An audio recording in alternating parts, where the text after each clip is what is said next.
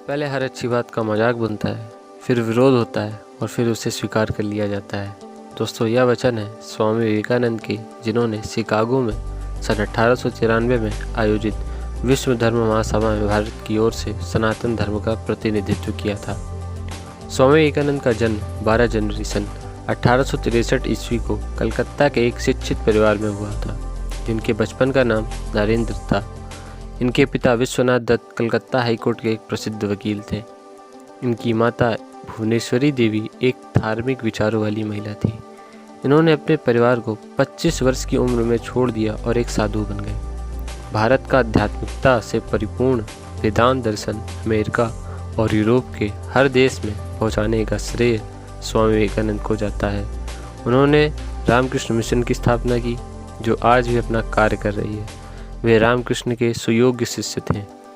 जब उन्हें भाषण के लिए आमंत्रित किया गया, तब उन्हें मात्र 2 मिनट का समय दिया गया था, लेकिन उन्होंने अपने भाषण की शुरुआत मेरे अमेरिकी बहनों एवं भाइयों शब्दों से की, जिसके कारण उनके संबोधन के इस वाक्य ने सबका दिल जीत लिया था। विवेकानंद आध्यात्मिकता की ओर झुके हुए थे।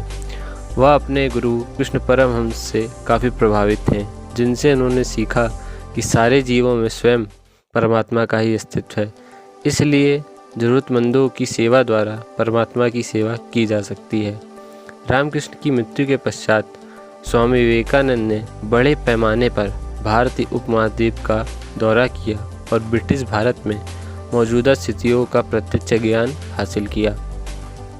भारत में विश्व धर्म संसद 1893 में भारत का प्रतिनिधित्व करने संयुक्त राज्य अमेरिका के लिए प्रस्थान किया।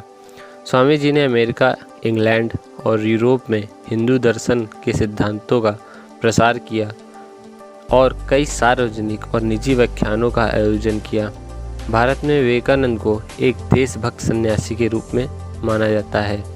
भारत में स्वामी विवेकानंद की जयंती अर्थात 12 जनवरी को प्रतिवर्ष राष्ट्रीय युवा दिवस के रूप में मनाया जाता है।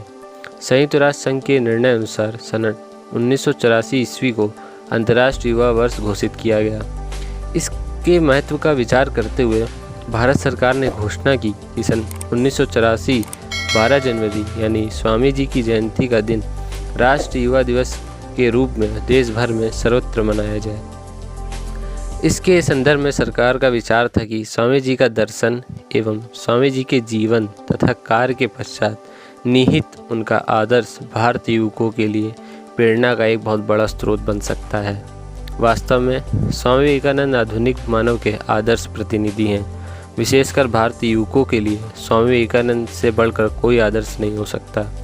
उन्होंने हमें कुछ ऐसी वस्तु दी हैं जो हमें अपने उत्तराधिकार में प्राप्त परंपरा के प्रति एक अभिमान सा जगा देती हैं।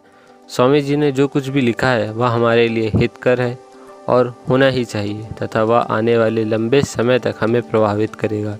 प्रत्यक्ष या अप्रत्यक्ष रूप से उन्होंने भारत को दृढ़ रूप से प्रभावित किया है। भारत की युवा पीढ़ी स्वामी विवेकानंद से निश्चित होने वाले इस ज्ञान, प्रेरणा एवं तेज का लाभ उठाएगी।